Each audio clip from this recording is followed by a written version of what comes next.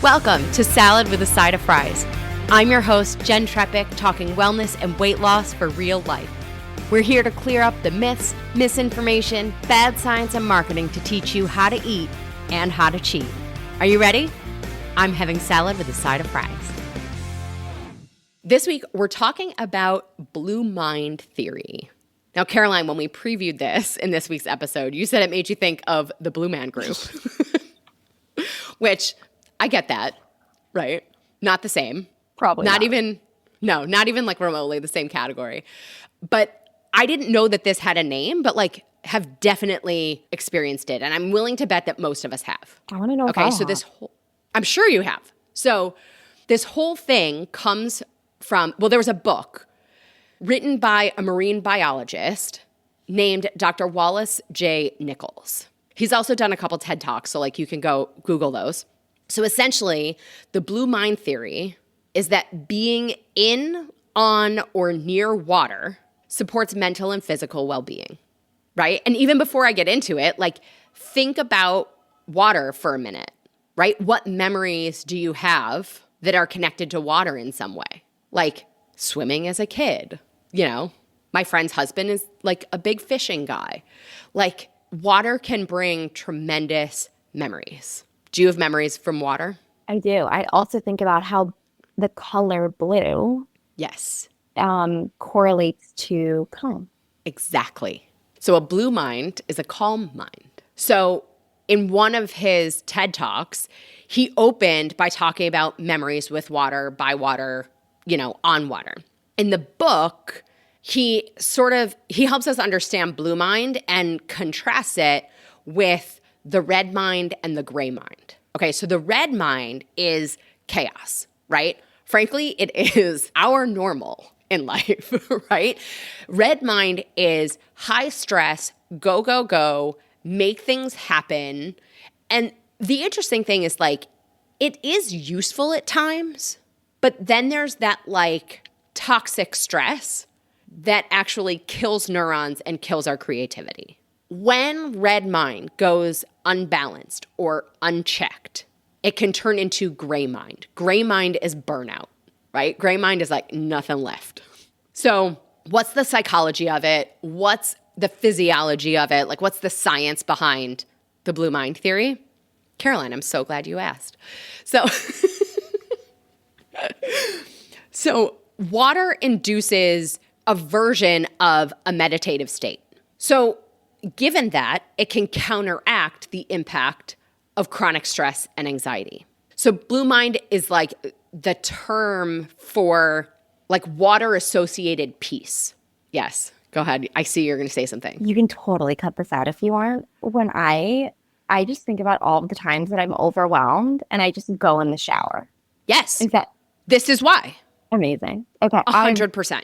I'm overwhelmed. I go in the shower. Yes. Blue mind is the antidote to the red mind, right? So in the book, he says being in or near water triggers a positive neurological response. So he believes that part of it is because the human body is mostly water. The brain sees water or feels water or experiences water and thinks, I'm in the right place. So I was just gonna we've done this, right? You take a shower when you're stressed. How many times have we had like brilliant creative ideas in the shower? Or we have clarity on a situation after a shower or after being near the water. Oh, I need to go take a shower right now. I know. Not right now. I know, right.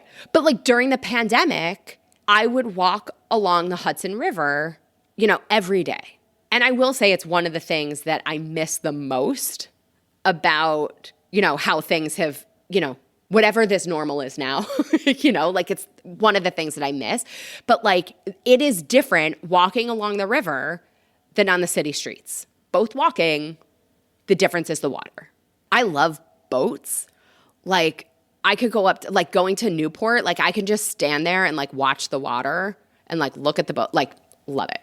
Okay, I digress. In his book, he says that why this might be the case, right? Water triggers an involuntary attention that can translate into problem solving and creativity, right? Why you take a shower. Water increases dopamine, the feel-good hormone. serotonin, the happiness hormone, and oxytocin, the cuddle hormone. So, increase dopamine, serotonin, and oxytocin, and you have a decrease in cortisol, the stress hormone, right? Because hormones and neurotransmitters, really, these are all neurotransmitters, they're about balance. And so when some are high, others have to be low. Like you can't have high cortisol and high oxytocin. Like it's sort of, or I don't even know that those two are whatever. You get what I mean. Okay. He also says water expands compassion. So some people say that it induces this awe, and the sense of awe creates the compassion. I think it's actually connected to those neurotransmitters, because if we have higher levels of dopamine, serotonin, and oxytocin, it translates to me that you would have greater compassion. There's also a noticeable slowing of the pulse, increasing calmness from the color, sound, and feel of water.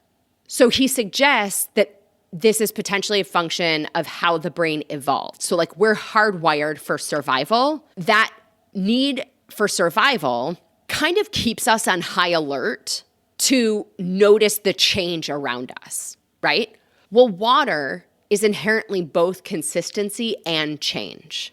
And so in that, being consistency and change at the same time sends signals to the brain that it's safe to relax, according to what he says. Then there's research outside of his book, that speaks to this too. Like most of us have probably heard about research showing that like exercise and activity outside has even greater benefits than when we do the same movements inside. We've talked about it before, I think.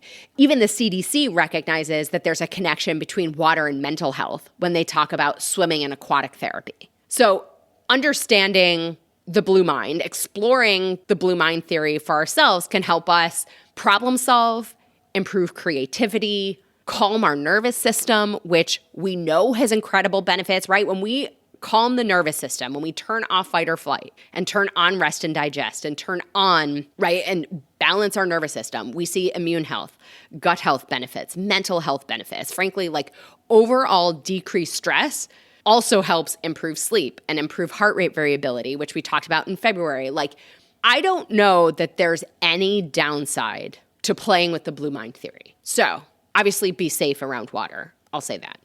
What can we do, right? So there's different types of water. So there's wild, domestic, and virtual. So wild water is like oceans, lakes, rivers, right? Domestic water is your shower or bathtub.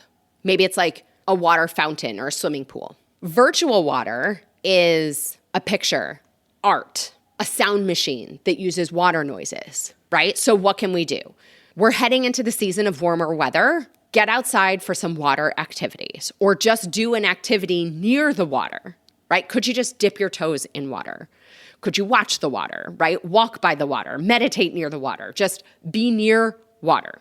You could also take a bath, take a shower. Some say drinking a glass of water can help. I mean, drinking water is certainly helpful, but I would think that you have to like focus on the water while drinking it for the blue mind theory piece of the water to kick in. I don't know. Oh, okay. I love this one. And I bet you didn't think of this. Get a fish tank or visit an aquarium. Okay, so there's research showing that watching fish or an aquarium for 10 minutes lowers blood pressure and heart rate. And right? And then I'm like, oh yeah, this is genius. Where do you see fish tanks? The pediatrician's office and at restaurants when you're waiting to sit down. Like, duh. Wow. Right? So maybe it's time for all of us to go get a goldfish. And then there's all the apps, right? The meditation apps or the white noise apps that have water sounds. Like those work too. I do think it's worth saying there's a caveat to all of this. That's two pieces. One is you have to do a true assessment of where you think you are on this continuum of blue to red to gray, right? Because if we don't sort of assess where we are, I think it's harder to perceive the impact of what the water did. So we want to check in with that. And then two, for it to work, you have to disconnect while you're doing the water thing. So like, don't take the phone to the bathtub. Like, put the phone down, right? Relax the mind. If this resonates for you, awesome. Like I said, a blue mind is a calm mind. Caroline, what do you think? I like it.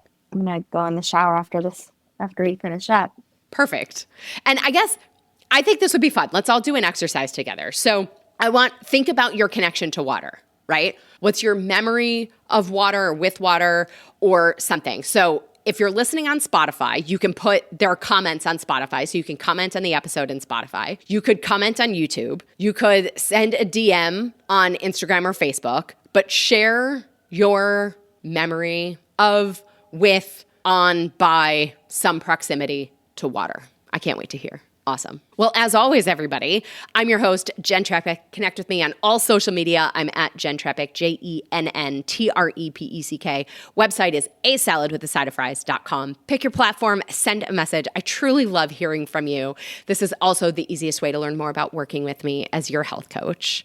Caroline, thank you again for joining me for this. Thank you for having me. Of course. And friends, if you are not already, join our membership by going to glow.fm/saladwithasideofries. This shows your support for this podcast, this community. Most importantly, it supports your health. You'll get this week's recipe for my personal go-to meal of roasted fish and veggies. Well, friends, that's it for today's episode of Salad with a Side of Fries. Congratulations for making yourself and your health a priority. Thanks so much for joining us. Be sure to click subscribe or follow on your favorite podcast platform. Share us with a friend, and we'll be back next week. Always remember, you deserve it, and you are worth it. Happy healthy.